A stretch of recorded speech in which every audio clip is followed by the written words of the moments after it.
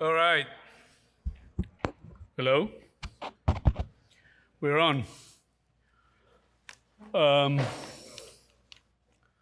Well, first and foremost, welcome back.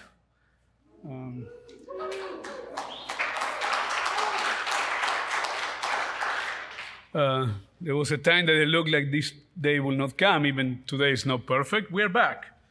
So welcome everybody. Good afternoon, good evening, good morning, wherever you've been looking. We are streaming live from people in different parts of the world, about people inside the building, since we cannot fit everybody in many space. So these are strange times, to say the least, and we are fully aware of that. But we are in better shape than we were a year and a half ago. So we're back to do our thing. So I want to share many things with you guys to start to get the year rolling. So first and foremost, as I said, welcome to SCI-Arc, welcome to Los Angeles. SCI-Arc is part of Los Angeles. SCI-Arc will not exist anywhere in the world but LA in many ways, and you will find that and discover, and would encourage you to use the city as a platform for your own explorations, not only what you do inside the school, but go out. So the other thing about welcome to LA, welcome to SCI-Arc is whoever you are, for whatever country you are, race, religion, gender, how you identify, doesn't matter. You're welcome and you will be cherished. And this is a safe space for all of you. So I want always to remind us that every day. Let me get over with the bureaucratic, boring part. As you experienced already today, we have a whole series of protocols that have to do with health screening and so on. Believe me, we know how annoying all these things are and how much we want to get over this period of time. But in the meantime, until we get there, we really hope that if we work all together and we take care of each other and we operate as a community, we will be able to move forward and to improve. So we know some of you are new in the school this year, some of you are returning, but you may be new in the building. And we know that you want more time, more flexibility, and hopefully we'll get there. So bear with us. Let's get the year and the semester going, and we will keep evaluating and updating as much as we can to keep adding more and more flexibility. All these things is to try to keep everybody as healthy and safe as we can. It's far from perfect. There's going to be some bumps on the road, but we're going to try to deal with that. But as I said, I think it requires a communal effort to really improve. So if you work with us and we work with you, we will get there. So let's get to what we are here. At the end of the day, what we are here is to imaginate, to design, to create, to make things out of nothing. It's one of the beauties about being a designer, being an architect. We get to do things out of nothing. And that's a beautiful thing, that's a treasure, that's a privilege. And hopefully we all get to use it every day, because this is, all of us, is what we choose to do every day of our lives for the rest of our lives, in one way or another, one shape or another. So it requires a huge commitment, but it has to be also an optimist, a happy commitment. It should not be seen as a burden. We should not operate with the tortured soul of the creative person. That's such a cliche. And we should try as much as we can to avoid those cliches. So, of course, these are times of crisis, these are times of difficulty, but anybody who has been in the world of architecture for 5, 10, 20, 40, 50 years, however, always architecture seems to be in crisis. It's one shape or another. So this is kind of second nature. And I really think that crisis always equals opportunity, and it's up to us to make that opportunity. So we are here to design, to think, to learn, but at the same time, we're not isolated from the world that we're living in, and it's a world that if we focus in certain things, it may look terrifying, from the pandemic to the ecology, to racism, social injustice, all the global conflicts. But at the same time, it's an opportunity for all of us to think about how we can be creative about it. So part of the issue is to figure it out how to define its impact, what architecture can do in relation to this. And one of the things that we're really committed, and I will elaborate a little bit in a minute about this, is this: we don't want to get trapped in the dichotomy that sometimes architecture and the creative field gets, which is the notion between speculative, imaginative design is something that operates completely isolated from social values or cultural impact. That this is a debate that has been going on for too long. We are of the line of thinking that all these things should be integrated. That high-end, I'm not talking high-end in terms of expensive, I'm talking about high-end in terms of the sophistication of design, is part of a social value agenda, is part of a cultural impact, and is the power that we have. Architects, we have the power to shape societies more than any other creative force, because it's not just the pure abstract speculation, it's a concrete result on what we do to the cities, what do we do to the world, what do we do to the planet, what we do with all of that. So I want to put that seed in everybody's head, because it's important that we do not get trapped in those dichotomies. We have to keep figuring out how these things can work together. Some kind of house cleaning. These are the current leadership of the school. I'm Hernán Díaz Alonso, I'm the director. John Enright is the vice director. Elia Manfardini is the graduate programs chair. Tom Wiskin is the undergrad program chair. And David Rue is the postgrad programs chair. We are always open to listen to you guys. Our physical and virtual door is always open. So we have the responsibility to lead the school and the programs. We're also the recipients of your complaints about everything that doesn't work. We are the people that you look for. And it comes with the territory. And as I said, we are far from perfect. We are always a work in progress. And we are always willing to listen to figure it out how we can contribute. We have a fantastic group of faculty who helps and develop and support many programs within the programs, which are the current coordinator for graduate thesis are Christy Ballier, John Cooper, the applied studies coordinators Herbie Van Garner, the liberal arts coordinators Grant Harman, our brand new design emerging days coordinator, also known Idea D, is Angelica Lorenzi. So welcome to the job, Angelica, and congratulations. The youth outreach coordinator is Betty Cassis. Our history theater coordinator is Marika Trotter. Making a meaning coordinator is William in his second year. He joined us last year, and we're very happy to have him with us. Until the last day of August, Devin Weiser was our visual studies coordinator. She decided to step down, and we are in the process to select the new one. We will let you know in the next couple of weeks. And our brand new undergrad thesis coordinator is also Maxi Spina.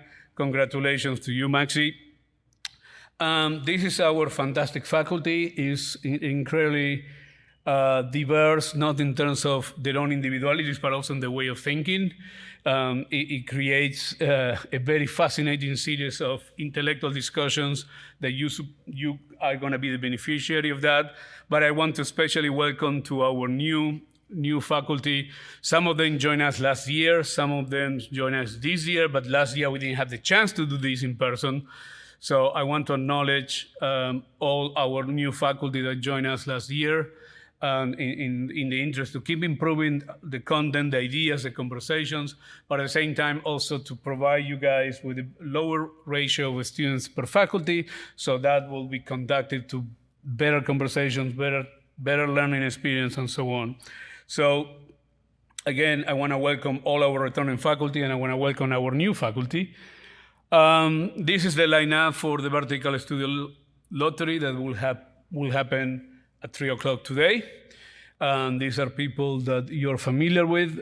Some of them are new in the lineup. Gordon is a returning, he's his second year teaching again in Verticals. Gordon is also an alum of the school.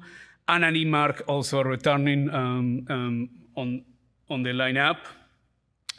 Margaret Griffin is a new addition for this year lineup.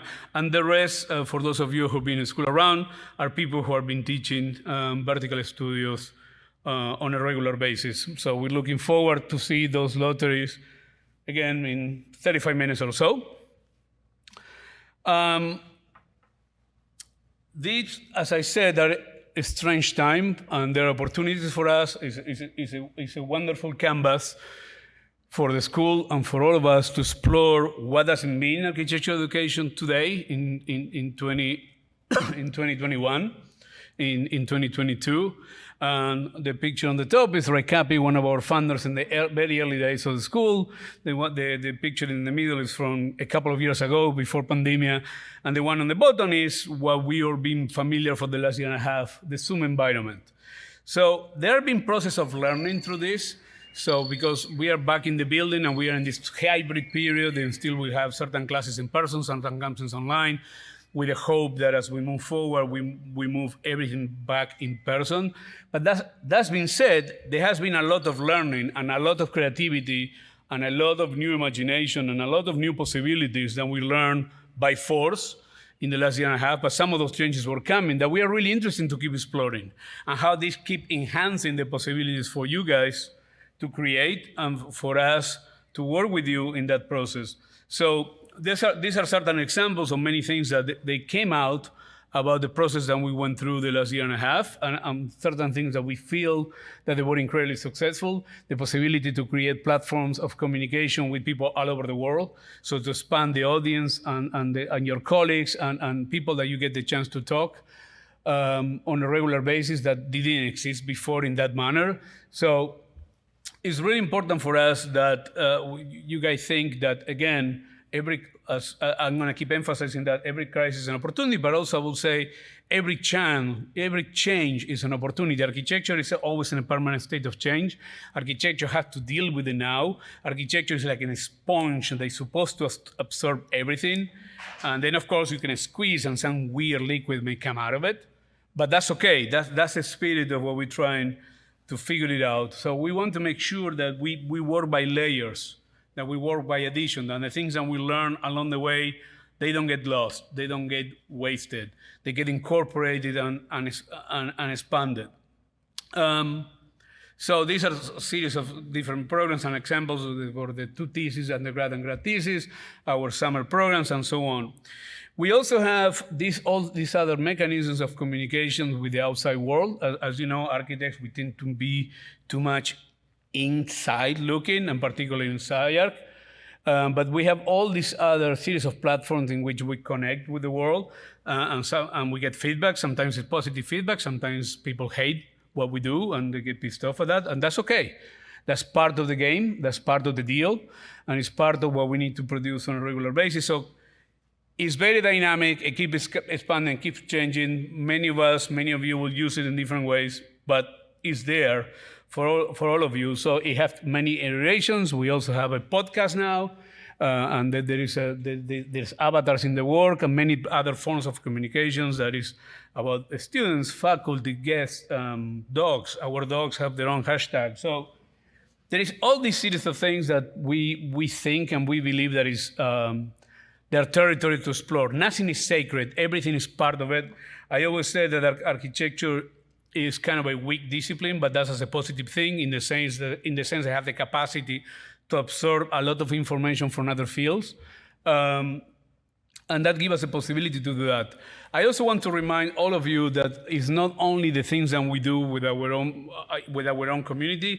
We also like to host and be the vessel for other ideas, for other people, for other groups, for other organizations that can bring topics to the table that could be exciting for all of you to be part of it.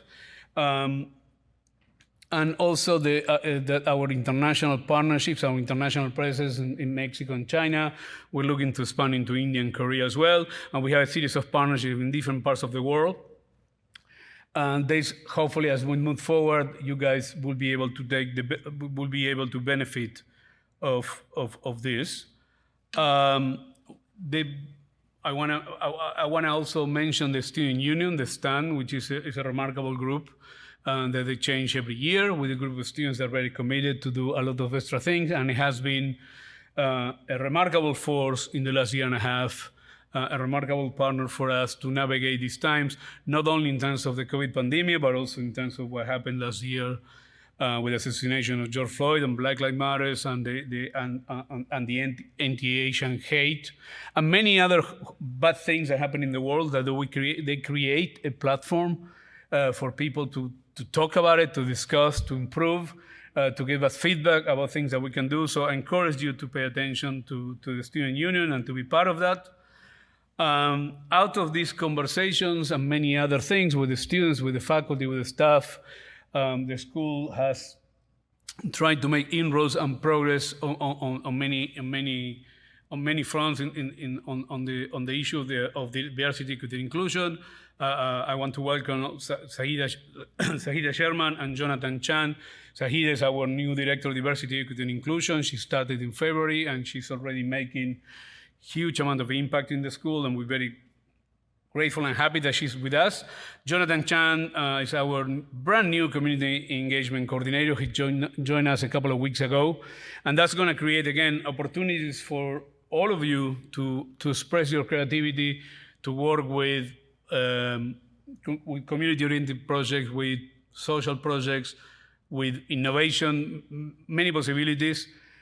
And also we took actions and direction to improve and increase our equity and inclusion scholarships. We also partner with NOMA to produce a series of scholarships, also a multi-year partnership with SoCal NOMA, a school-wide anti-bias and DEI training and programs, pop-up workshops, DID, community engagement, curriculum expansion, again, as layers to keep adding and to keep diversifying how we see architecture, to what sites, to what culture, to what regions, to what history, and keep changing that. And ultimately, it has to do with keep improving and changing desired culture. This is to mention some of them. There are many other things. Keep always an eye for SAIDA information. There's always new stuff and new things coming. And again, it's our commitment to keep improving in this front and to be a more just and fair place and to contribute to that at the society at large. So some of these opportunities, some of the things that we've done in the past, like the homelessness charrette, or working in social housing in Mexico, or working with Habitat for Humanity, and Darren Johnston and other faculties in Mexico, and so on. They take on this. Some of these projects are an opportunity to operate in the real world. They get built and they get part of a larger agenda, and we keep exploring always possibilities how to contribute in that. So if that's something that you're interested in to be part of it, always keep an eye and talk to us and talk to your faculty and see what will pop up for you to be part of that. On the more domestic inside things, we have upgraded all our seminar rooms, improving the acoustics, the seating, the desk, brand new technology equipment that would allow for hybrid between people in person, people online. As you know, in the fall, we still are online with seminars, but soon enough, this room will be available to be used. The technology is a little bit delayed because there is a shortage of chips in America, but it will hopefully we'll have it up and running in the next couple of weeks, the technology. But we changed all our seminars and classroom. I noticed that for many of you will not mean that much because you've never seen the previous one. But for those of you who have been for years in the school, and the faculty have been for years in the school, this is huge. This is a massive improvement. So when we were in the building empty, we took the time to do the things, also to fix a lot of hidden things that they fall apart in an old building like this one. We also, if you look outside, there is this project under construction. This is for an outside tent that they will host a gigantic robot that they will be used for assembly and fabrication. We have our robot lab inside, but that robot lab is kind of a more speculative and design-oriented. This is going to be a hardcore fabrication, big thing, and there is already a couple of projects and grant on the way in this, so stay tuned for this. It will be up and running soon. We have our lecture series for the fall. This is part, as I said, of the expansion and the layering of ideas that we want to bring. So we keep diversifying as much as we can the people that we invite. So this is our lineup for the fall. Some of them will be in person here in this format as we are today. They all will be broadcast live, but some of our guests will do it through Zoom. So keep an eye also on the information. I know that all of you belong to a generation in which email is almost like telegrams. But check on the emails. It still is the main source of communication, even though these public programs, all that is in all the social platforms. But it's still, there is a lot of communication that we do through email. So if you see an email from the school, don't just toss it in the trash right away. Open it, take 2 minutes to read, or 1, and keep going with your life. So the exhibitions are back in the building. We already did 2 in the last 6 months. There's a new one coming soon. So those are back in the building. Those are opportunities also for all of you who are interested to work in workshops and be part of the team. And on January 1st, it's going to mark the 50th anniversary of the school. So next year is going to be a lot of stuff, a lot of activities, a lot of events to celebrate the 50. But it's not just to celebrate the past 50, it's also to not reboot maybe, but reshape and relaunch the school into the next 50. So a lot of the conversation is not going to be only to celebrate the history of the school, which has a lot of good things and other kind, like any other institution and any other family. But also we are very much invested to think, what is the next 50? Where are we going with this? What we can do to keep changing and evolving and improving? Because the school is doing great and is doing many good things, is why we always have to keep changing. Because it's much better to change when things are working and moving than when things are not working and you do have to desperation. The idea is a simple one, that the school is 50% complete as a project, and there is a 50% pending. 50 years in the past, 50 years forward. So we just don't know what is the next 50%, and then maybe in that 50%, it should not be ever complete. But also, it bears a question that I think all of us we have on each of the faculty, and you will see a lot of difference on opinions about that, and you will have this conversation, and you're going to have to figure it out, because everybody has different takes about how architecture should be, or what architecture should do. So I like this quote of Mark Bradford when he talks about, and you can replace the word art for the architecture world, when it says, I don't know why we in the art world cannot unpack things or sort of make a hybrid notion of a practice. We are very rigid. It's funny though, in music we have no problem sampling, mixing and remixing, but in the art world, why we can take little parts of history and mix it together. I think we're doing that, and we've been doing that for a while in SCI-Arc. Because I think that fundamentally, at the end of the day, we have to keep asking ourselves all the time, what is architecture? And each of us will have a different definition of that, and it should be. So in a way, for those of you who are new in the school, for those of you who are returning, that's the journey. That's the journey that you're embarking every day, is to keep thinking and asking, what is architecture? And depends who you talk to, what are your classmates that you talk, what are the teachers that you talk, they will give you a different version. And it's upon you to start to figure it out, what is the right mixing, what is the right sampling, how much you want to be doing that, how you want to mix all those elements and trying to figure it out, what is your take on that, what is your voice on that. So I want to go back and finish where I started. One of the cool things about being in a creative field like architecture is, like Maya Angelou says, you can use up creativity. The more you use it, the more you have. So there is an element of patience and anxiety, patience and impatience that you have to learn how to navigate, how to be humble and arrogant at the same time, humble to keep learning, arrogant to believe in what you're doing. So it's a delicate balance that we have to craft and develop every day. So all the tools that we have available, and of course technology and the latest thing and so on, but at the end of the day, none of that matter. None of them doesn't matter at all if you don't start to put it to the service of what are you interested in doing as an architect. And again, the school has a certain perception of rigidity in terms of homogeneity, but as you keep walking and working every day, you will find out that that's not the case.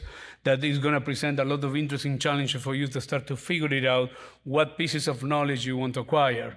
All of you belong to an era of density of knowledge. In opposition to some of people in my age, we come from the notion of depth of knowledge. So you have a lot of information, you have a lot of data, so you're going to be in SCI-Arc, you're going to be working with your classmates, and you're going to be working with your teachers, but at the same time, you're going to keep looking what other students are doing at the schools, that are teaching at school, so there is a lot of information there.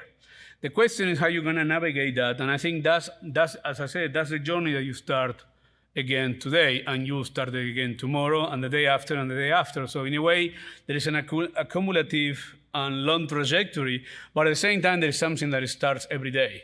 So, as I said, these are extraordinary times, which I think it requires extraordinary imagination, extraordinary commitment, and extraordinary people to deal with it. And if you look in history, which sometimes is useful to do, you will find out that after every big crisis, there always comes a period of time of extraordinary creativity and extraordinary innovation. And I really believe that we are at the door of that era. So in a way, as sometimes dark may look like, the things may look dark, at the same time, if you think about it, that after that darkness, there will come a huge amount of possibility for all of you. It's hard to imagine a more interesting time to be a student of architecture. It's also difficult to imagine a time that requires a more serious commitment. It's difficult to imagine a time that requires a more serious of empathy. So it's an adventure, and the adventure starts today. But as I said at the beginning, you get to make things out of nothing. And I always like to say that, and excuse me for those of you who may be offended, that's a fucking cool thing to do every day of your life. You get to do that every day of your life. That's priceless. And that's going to be what is going to guide you. So thank you. Let's get to it. Let's navigate this year and to moving forward and to better days ahead. Thank you very much.